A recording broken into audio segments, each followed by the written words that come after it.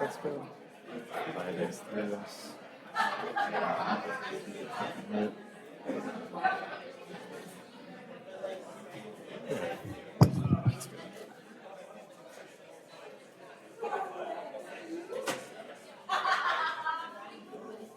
Cool. Now we're at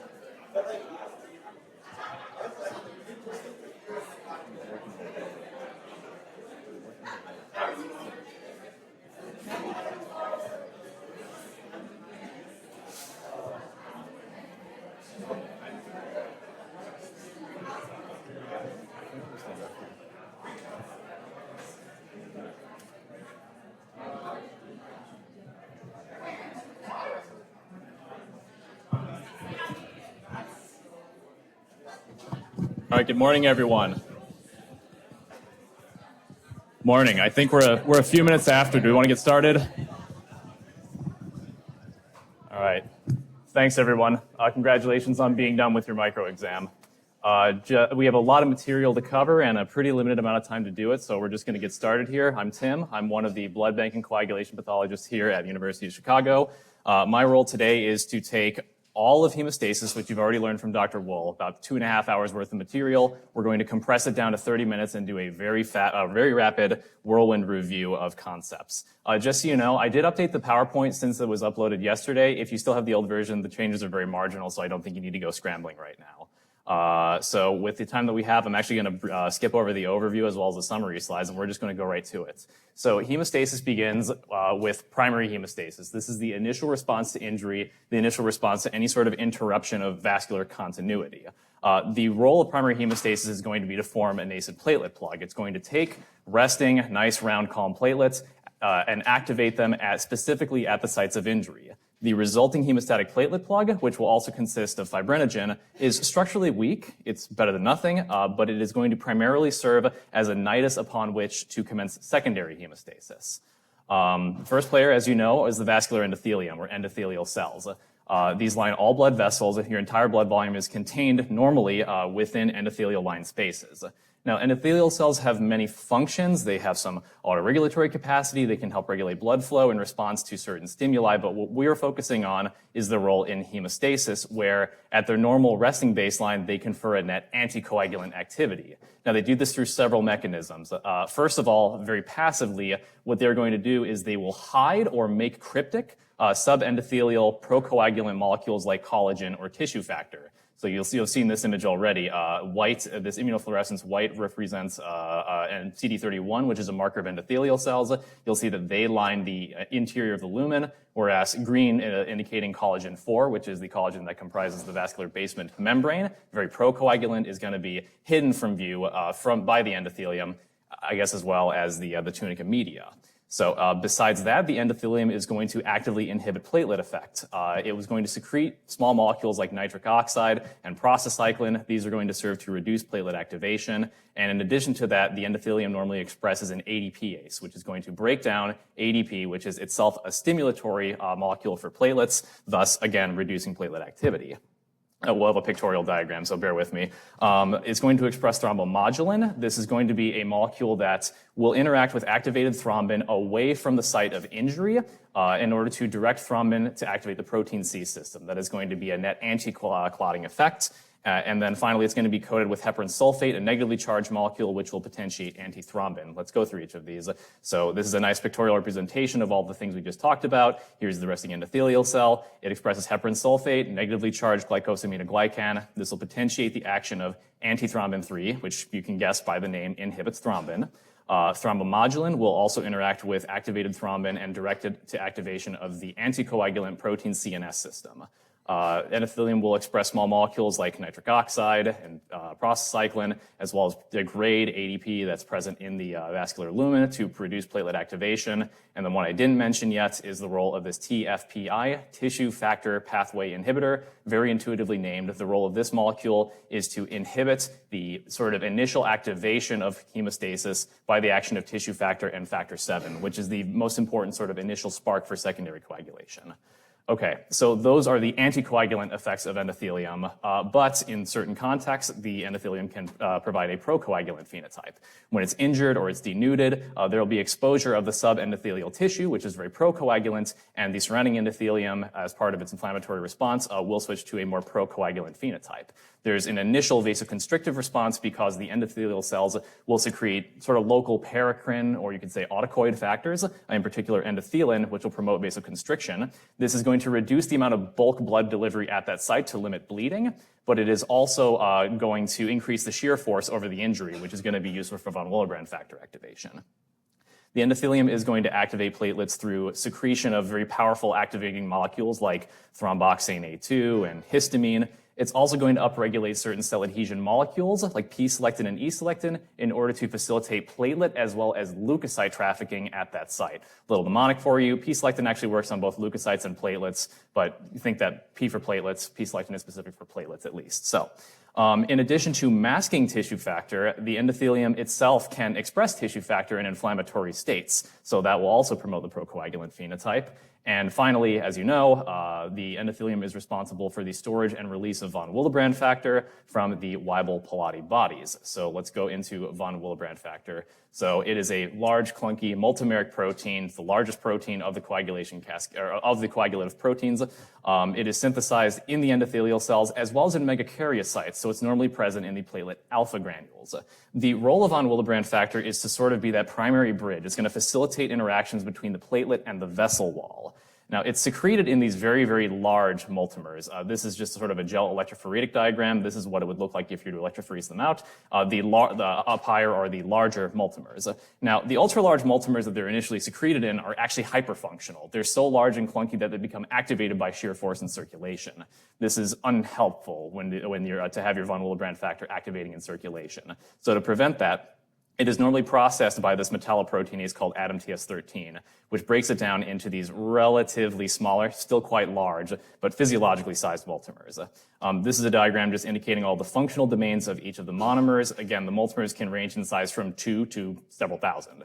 But each of the domains will have these functional regions, and I want to call out to you a few in particular. There is the platelet binding site, the A1 domain, which is specific for the platelet GP1B receptor. That's glycoprotein 1B.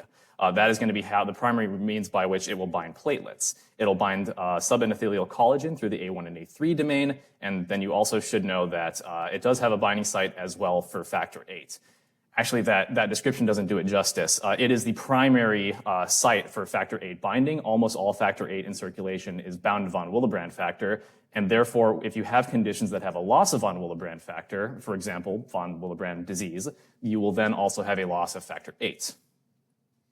All right, so talking more about the actual functional role of von Willebrand factor, I guess this diagram specifically shows the secretion, but we'll focus on the activation. So upon exposure of subendothelial collagen, the von Willebrand factor is going to stick, and then what's going to happen is that the von Willebrand factor will be activated through the actual physical shear forces of blood flowing past it. The von Willebrand sticks, and the blood flowing past that mechanical force will be transduced to unfurl the von Willebrand multimer, exposing all the very sticky platelet binding sites. Now, that physical force transduction is very important.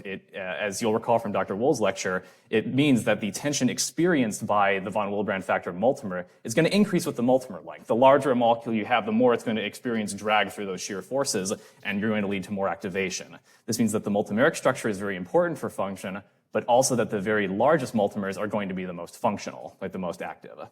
Now, why does this matter? Platelets have collagen receptors. Platelets can bind to P-selectin. Well, it's very important in arterial circuits where the flow of blood past the vascular surface is generally very fast. It's going to be too fast for platelets to bind without the aid of this activated von Willebrand factor as a bridge. Okay, so this is a nice image from Robbins sort of summarizing these interactions. Here are your endothelial cells. Here is a site of endothelial discontinuity. So now you have exposure of the subendothelial collagen, and there is where von Willebrand factor will bind. It's going to bind to platelets via the GP1B receptor, and this is actually going to act as an activating stimulus for the platelets. As the platelets roll by, they'll stick to the surface, they'll begin to activate, and they'll undergo rolling margination and shape changes that are going to lead to an increase in the surface area. Sort of, I'm skipping ahead a little bit, but you can see that as they roll, they're going to activate, and you're going to see these cytoplasmic projections that'll increase the surface area, which is of great functional benefit because these platelets will have a greater surface area over which to secrete their granules. So GP1B is a very stimulatory signal in and of itself.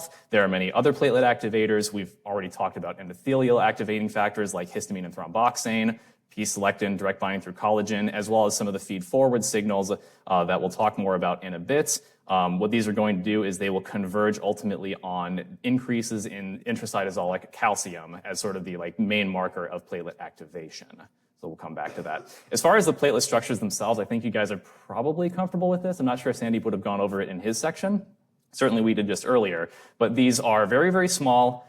I wouldn't describe them as cells. They're anucleate, right? So the word you'd use to describe this as well as red cells would be a corpuscle. So they're corpuscles. They're derived from megakaryocytes. They break off from the bone marrow, circulate for about a week. What I want you to know about their structure would be probably these three things. First of all, they contain granules, right? Granules that are very important to promote coagulation. These granules are the alpha as well as the dense or the delta granules. So the alpha granules are those that we can see under light microscopy, right? The alpha granules contain very large proteins that can actually pick up stain. What are these proteins? It's going to be, as we discussed, von Willebrand factor. Wherever you see von Willebrand factor, you will also find factor 8, and then a lot of other molecules, frankly. Factor 5, fibrinogen, PF4, these are all going to be things that help to facilitate secondary hemostasis, but also there's going to be an upregulation of surface markers that promote further platelet adhesion and activation. How do you remember what's in the alpha granule versus the dense granule? Very dumb mnemonic here. The alpha granules, they're the alphas. They contain the largest molecules, the largest proteins. In contrast to the dense granules, which are named because of their electron-dense appearance on electron microscopy. You can't see these on light microscopy. They're simply too small and they don't pick up stain. So the dense granules will contain small molecules, things like ions, calcium, ADP. I guess I didn't mention ATP here as well. Histamine and serotonin to promote activation of adjacent platelets in the immediate space, as well as polyphosphate to activate coagulation factors. And then finally, although it's not quite apparent in the resting platelet, platelets have this so-called open canalicular system, a series of pits and tunnels and things that increase the effective surface area of the platelet, again, to facilitate degranulation. Okay, so again, this is going to converge on increase in cytosolic calcium, resulting in degranulation and upregulation of the surface markers. So what are these surface markers? We mentioned GP2B3A. To be clear, GP2B3A is present on the platelets at baseline. The activation just leads to a greater expression, as well as an activation of this particular binding domain. What it will do is it will bind fibrinogen, just nascent fibrinogen that's just floating around nearby. The combination of platelets and fibrinogen are going to actually make the structural scaffolding of the platelet plug, right? And it is upon fibrinogen that the platelet cytoskeletal elements will then contract, providing clot retraction. The other surface marker to remember would be that as platelets activate, they're going to actually flip negatively charged phospholipids, in particular phosphatidylserine, onto the surface to provide a nice negatively charged surface to allow for the concentration of coagulation factors, a process that Dr. Wool referred to as propinquity. Okay, so bringing this all together, primary hemostasis, there's some sort of vascular injury, it exposes the subendothelium. Von Willebrand factor binds the exposed collagen, unfurls under shear forces, exposing its binding sites for the platelet GP1B complex. Platelets then bind and then activate either through GP1B or many other pathways, releasing alpha granules and dense granules to result in further sort of feed-forward recruitment of platelets. Then the platelets will interact through GP2B3A with fibrinogen to form the actual structural scaffolding of the platelet plug. And it is, again, the formation of that fairly weak platelet plug that you can then activate secondary hemostasis. I know that was very fast. Any questions about primary hemostasis first? If not, then we will go through lab evaluation. How can we, as a pathology lab, let's say, assess the different players in primary hemostasis? Well, bad news is first of all, there's not a great test for endothelium. How can you test someone's vascular integrity and vascular endothelium with an ex vivo assay? Unfortunately, there is not currently a widely available test. I will mention purely for historical significance the bleeding time. If you guys heard of the bleeding time, I think it's in pathoma. It still exists in some textbooks nowadays. To be clear, this is an antiquated, ancient, very primitive study. What it is, it's exactly what the name indicates. It's the bleeding time. You lance the patient, you cut them, and you make them bleed, and you use this circular filter paper, and you blot off the blood, and you measure the time until the bleeding actually stops. And that is the bleeding time. So it does assess endothelium in some capacity. It's actually a holistic assessment of all the components of hemostasis. And as you would imagine, it has terrible, terrible reproducibility. No one does a bleeding time. You can't do one at UFC. If you're in a place that offers a bleeding time, I recommend you put the scalpel back on the shelf next to the medicinal leeches and walk away. So, good news is that von Willebrand factor, there are more elegant studies for. We can use immunoassays, first of all, to quantify the amount, the quantity of the von Willebrand factor that's present through antigenic studies. But in addition to that, we can look at the functional activity of von Willebrand factor through things like ristocetin or GP1B, things that will cause activation of von Willebrand factor in our controlled environment. This is sort of a recurring theme with coagulation testing. We can either tell you how much of a factor is present and or its relative functional activity. Okay, for platelet assessments, you guys should be familiar with these two. Actually, have you guys been taught how a CBC normally functions, like how a modern CBC is run? Okay, so the old-timey way is that you would take a sample of patient blood, you would dilute it a lot, and then you'd drop it onto a little microscopic grid. You would then look with a microscope and literally count the numbers of red cells and platelets and white cells, and you'd multiply back by the dilution factor. That was the old-timey method. It's a literal count. It works, but again, it has poor reproducibility, and it's not really scalable. It's certainly not automatable at the time that it was being developed. So the way that CBCs actually work nowadays is a process called the Coulter principle. This will be a quick aside. So imagine you have two different vessels that are separated by some sort of a sheet. And in that sheet, there's a small aperture. You apply a voltage gradient across that sheet. So you're measuring the resistivity across the sheet. As blood cells move across that little aperture, you can actually measure the change in electrical impedance, the actual resistivity across that sheet as the cells basically plug up the hole. And you'll detect that as changes in voltage. So by doing that, you now have an automated electronic means to determine how many events go through the aperture, but also based on how big they are, you can determine the size based on how much they change the electrical resistivity. So that gives you a way to get an automated count of this many medium cells, this many small cells, this many large things. So that is how a modern CBC is actually performed. That's a bit of an oversimplification, but when you go to the hematology lab and see the techs looking at smears, they're not literally just counting all the red cells and platelets and such. So. Okay, blood smear, I know you would have gone through this earlier. When we're doing a blood smear, we are assessing the morphology of the platelets, right? We're looking for their size. Generally speaking, platelets are going to be much smaller than a red blood cell, much smaller. If a platelet is as large or larger than a red blood cell, you would call that a giant platelet. We're also assessing for the granularity. Here, sort of staining in blue, this is a Wright Giemsa, which is a Romanowski-based stain. These are the proteinaceous alpha granules that we're seeing. Again, we can't see the dense granules here. And then for functional studies of platelets, I would love to go into much greater depth, but just to speak about it very briefly, we can assess platelet function by subjecting patient platelets to activation with different agonists, things like thromboxane A2 or ADP under controlled circumstances. This can allow us to assess the different activating pathways that platelets should normally have. You'll see more of that in your discussion cases after this. Okay, done with primary hemostasis. Let's go to secondary. So secondary hemostasis, we now have a negatively charged platelet plug. It's a site to concentrate this cascading and amplifying series of reactions that will terminate in the formation of the insoluble fibrin clot. The main effector of hemostasis is going to be thrombin, which has many functions, but we're going to focus on the procoagulant functions here, namely the actual activation, cleavage of fibrinogen, which will then polymerize into fibrin, as well as the final maturation of that fibrin clot through the activation of factor 13. This process needs to be highly regulated, that is, and highly localized to the site of injury. The platelet plug facilitates that, but it's also inhibited at other sites thanks to a bulk excess of inhibitors that are normally in circulation. So you shouldn't have activation of this wantonly. Okay, the coagulation cascade, you love it. This is an oversimplification. This really arises from idiosyncrasies of how we've historically done coagulation lab testing, but it's a helpful model to understand how these coagulation factors are interacting with each other. So we split it into three pathways: the intrinsic, the extrinsic, and the common pathway. So the intrinsic pathway is going to be activated either by a negatively charged surface, like Dr. Wool's like naked glass test tube example, or through feedback activation via thrombin.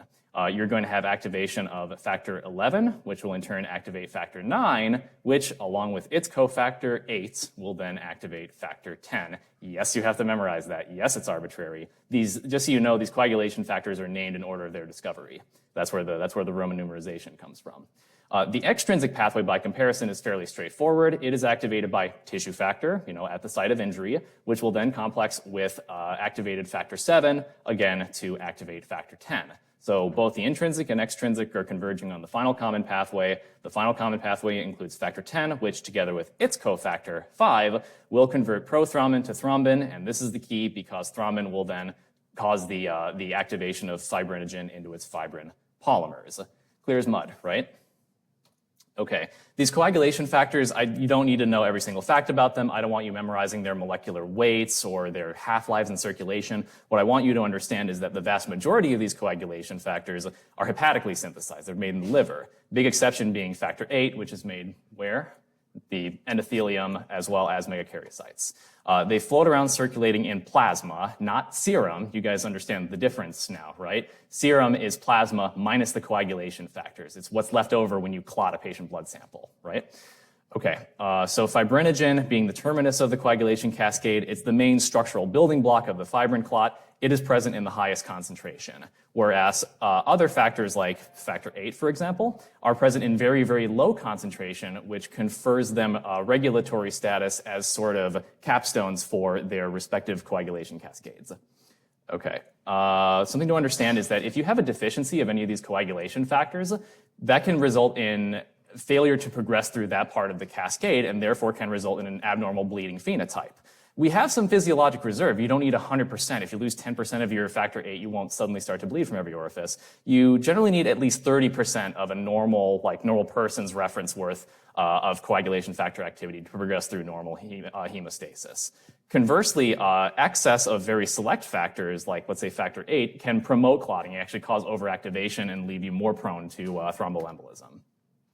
Just some factoids for each of the coagulation factors here. If you're curious what 3, 4, and 6 are, the answer is you don't need to know them. They're historical, they're antiquated names. This is what they actually translate to, but that's just there for fun. So these coagulation factors come together and form these recurring structures, these pentads. We see this happen 3 different times, once in the intrinsic, once in the extrinsic, and once in the common pathway. This reflects the fact that the coagulation system basically arose from several sequential gene duplicative events. Now, what is in each of these functional pentads? It's going to be 3 things. It's going to be an enzyme. Let's look at the intrinsic tenase, for example. It's going to be activated factor 9. That's the enzyme. It's going to have a cofactor, factor 8, which will help it localize. And then there will be the substrate, in this case factor 10, that it'll work to actually catalyze activation of. And then the other 2 components are going to be calcium and phospholipid. Seems a little odd. Those are a bit different than the others. What role do these play? Phospholipid provides a very negatively charged surface upon which all of these are going to assemble. Remember phosphatidylserine from platelets? That's that.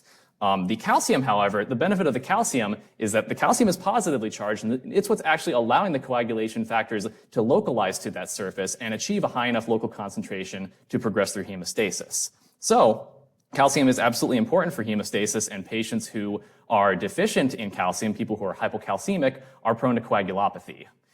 Now, we can actually exploit this as blood bankers and coagulation lab pathologists, or just lab pathologists generally, by, let's say I have a blood sample that I don't want to clot, either because I want to take it back to the lab and do other things to it, or because it's a blood product that I collected from a donor and I want to transfuse it into a patient. The workaround is to use an anticoagulant, particularly citrate, which works by binding up calcium, right? So that's a very common principle by which you can anticoagulate a sample.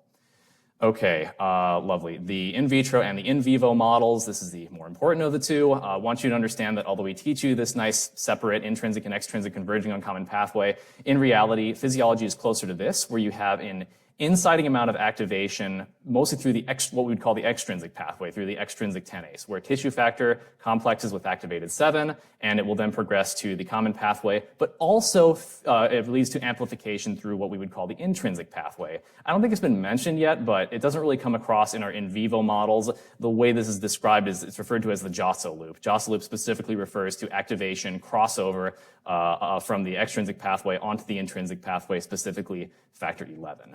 And then I've also highlighted those recurring structures of 5, whether it's the intrinsic tenase, the extrinsic tenase, as well as the prothrombinase, which I guess I was being more particular about this, that I've included the blue box around prothrombin, so let's move on from that. Anyways, so a few last comments about coagulation factors. You recall that you've learned a lot of different structural domains of them. I'm going to harp on a few.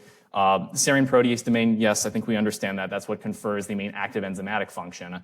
However, what I will harp on a bit more are the GLA domains. The GLA domains are negatively charged, post-translationally modified amino acids, right? They are negatively charged, which allow them to basically grab and hold and display the calcium, right? That's what's going to allow localization of that coagulation factor onto that negatively charged platelet surface, right? Now, the GLA domain requires the effect of vitamin K for synthesis. And you have to memorize this. This is a core clinical correlate. Factors 2, 7, 9, and 10 all contain GLA domains, which means that their synthesis is dependent on vitamin K. So if you have a patient who is deficient in vitamin K, for example, someone who's been receiving warfarin therapy, warfarin works by inhibiting the recycling of vitamin K, they are going to be deficient in these 4 factors, and that's going to make them coagulopathic. There are other causes of vitamin K deficiency, maybe weird fad diets, certainly. Newborns are prone to deficiency, which is why newborns are universally supplemented with injected vitamin K, but also malabsorption. Remember that vitamin K is a fat-soluble vitamin, so someone who has sort of exocrine digestive abnormalities may not be able to absorb vitamin K. Oh, and then also protein C and protein S, which we haven't yet talked about, these natural anticoagulants also contain GLA domains, and therefore their synthesis is also dependent on vitamin K. All right, and then the last domain to mention are the Kringle domains. These are these large loop-like negatively charged domains that help coagulation factors, but also plasmin localize to lysine residues, the positively charged lysine residues on a fibrin clot surface. I know we mentioned Kringles as they're this particular pastry from Wisconsin. I actually brought some, so they'll be waiting for you upstairs at the end of the session. All right, tissue factor, not as much to talk about here. Understand that tissue factor is not like an umbrella. It is a specific membrane protein that is expressed ubiquitously in the extracellular matrix. It can also be expressed by white blood cells as well as endothelium under certain circumstances. So what tissue factor will do, it is the cofactor for factor 7, which there's always some constitutive activation of factor 7 in circulation. It is the action of this tissue factor and factor 7 complex that is the most significant initiator of the coagulation cascade in vivo, right? If that's the spark, it will then go through the Josso loop to activate the intrinsic pathway that leads to amplification and full clot formation. This initial spark, therefore, has to always be opposed by the effect of an inhibitor, in particular, the tissue factor pathway inhibitor that we mentioned way back in endothelium. Okay, so all these coagulation factors are converging now onto thrombin. So thrombin is the linchpin, the main player in hemostasis. It does many things. Procoagulant effects, first of all, it cleaves fibrinogen to fibrin. It activates factor 13 to cross-link and mature that fibrin. It also feeds back positively onto factors 5 and 8, which are your cofactors, as well as factor 11. So it's sort of driving positive feedback and amplifying the coagulation cascade. It also activates certain cellular players. There's the protease activatable receptor, which is present on platelets, endothelium, and monocytes, which upon activation will lead to more pro-clotting and more pro-inflammatory responses. And then the last one that you haven't seen yet in this lecture is that it's going to activate a fibrinolysis inhibitor. The name is fairly intuitive. Thrombin activatable fibrinolysis inhibitor. Fairly straightforward. We'll talk more about what it does shortly. And then thrombin does have a couple of anticoagulant effects, in particular that come out in different spatial contexts. So when you have formation of active thrombin through the secondary coagulation cascade, if it diffuses away from the site of clot formation, there it will find thrombomodulin on the surface of healthy endothelium. That complex is then going to turn back and activate the protein C complex. Again, that's going to inhibit coagulation. In addition, under certain circumstances, thrombin will actually promote release of TPA away from the sites of initial injury in order to upregulate the fibrinolytic system to sort of oppose clotting there. Okay, So fibrinogen and fibrin. You should understand that fibrinogen has this particular structure. You have this large, clunky central E domain as well as two globular D domains on either end, sort of like a dumbbell. When fibrin is activated through the action of thrombin, it's going to cleave off these fibrinopeptides. That's going to activate it, and then the fibrin monomers are going to spontaneously assemble in a way that I would liken to overlapping bricks in a wall, right? And what that will do is it will approximate the D dimers the D domains from adjacent monomers in space with each other. The subsequent cross-linking of those D domains is what's going to produce the D dimer.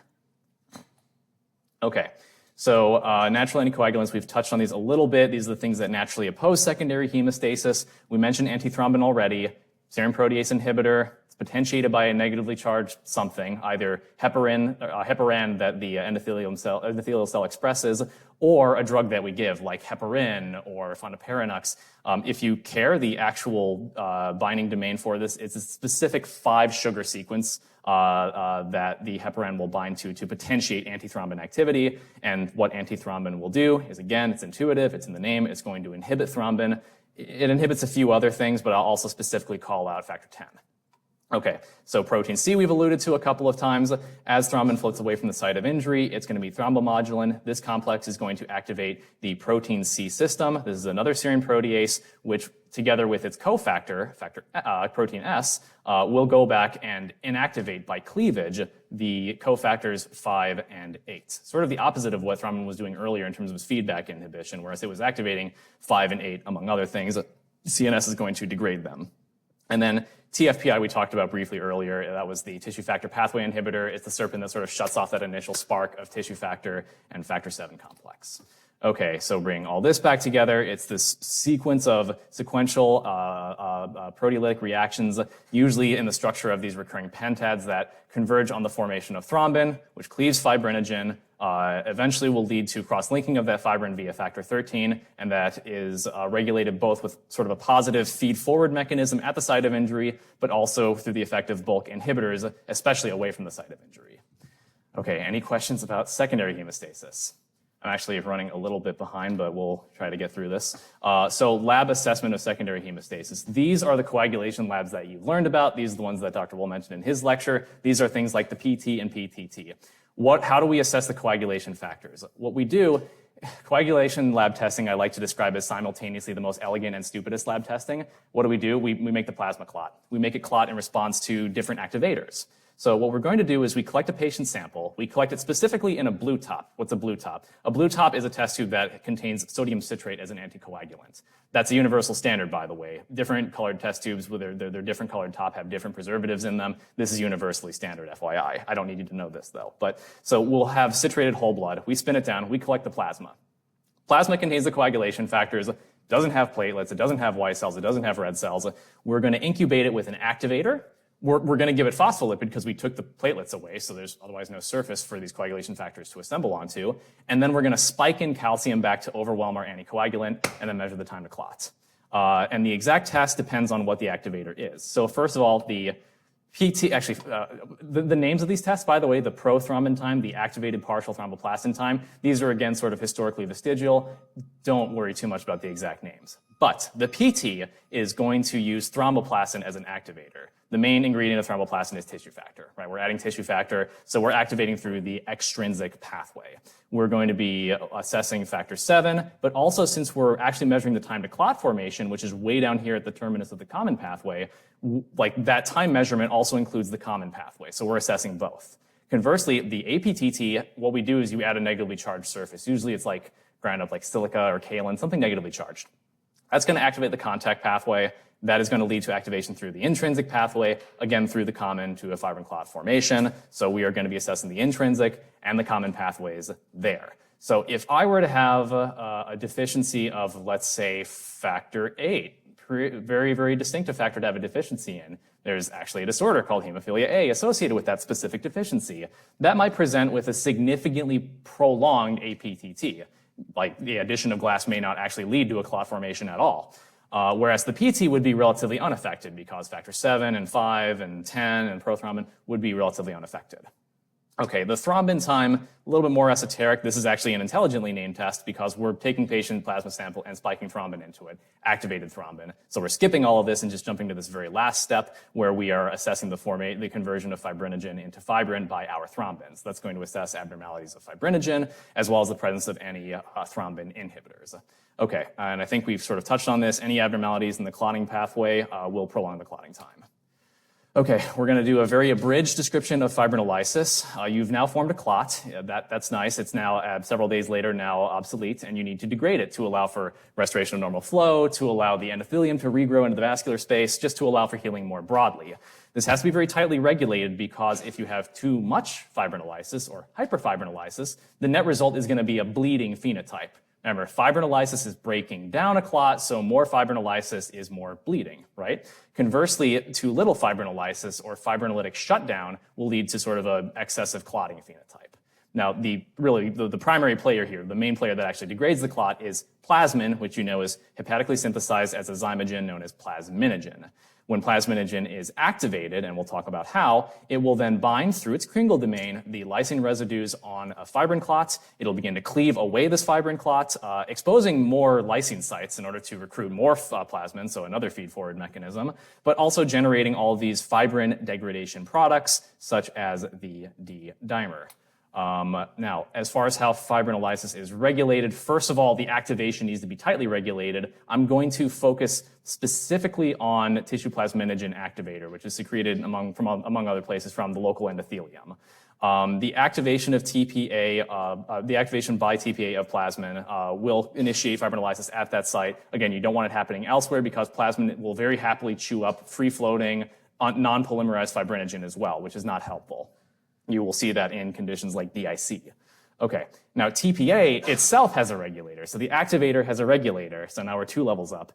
This is Pi1, intuitive name plasminogen activator inhibitor. The effect of Pi1 inhibits TPA, which is itself pro-fibrinolytic. So this is anti-fibrinolytic. It's going to be a sort of a pro-clotting phenotype that's promoted by Pi1. Okay. And then once activated, plasmin, once it's actually activated, it's prevented from acting elsewhere through the action of alpha-2 antiplasmin. This is a hepatically secreted sort of suicide inhibitor, which when it finds any free plasmin in circulation will bind it and prevent it from acting outside the site of injury.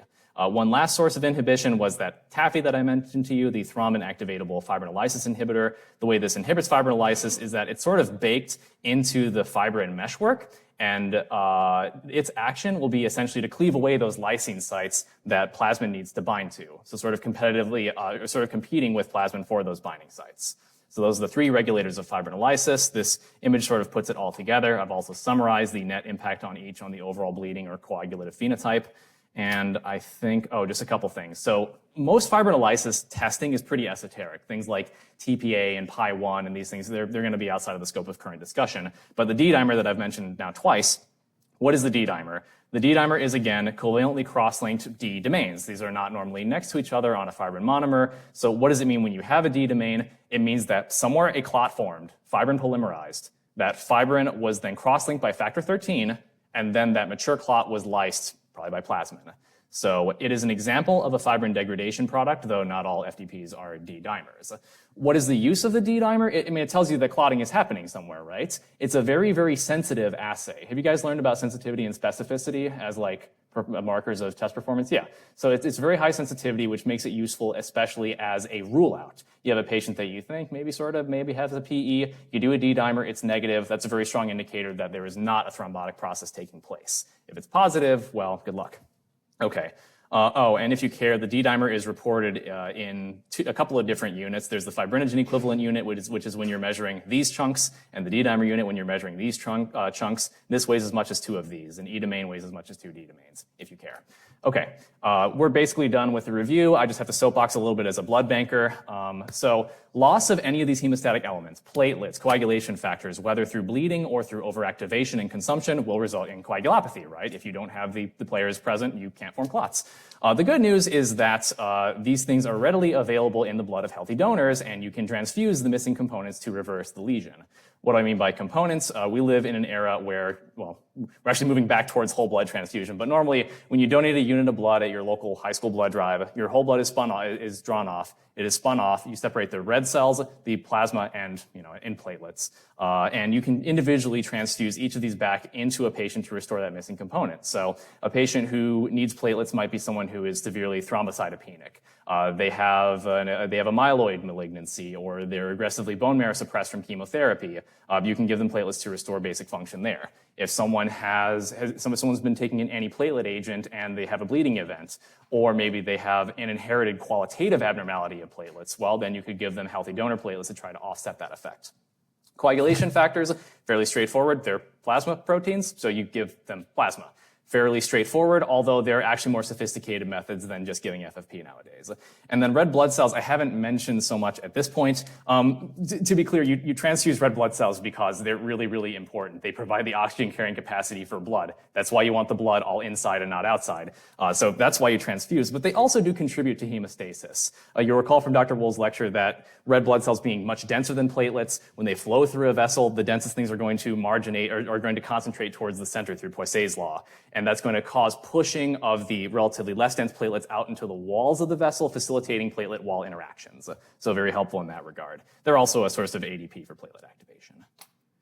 Okay, I am actually quite over now, so we will skip the key learning points and let's get upstairs and go through the cases. If you have questions, I can take them up there.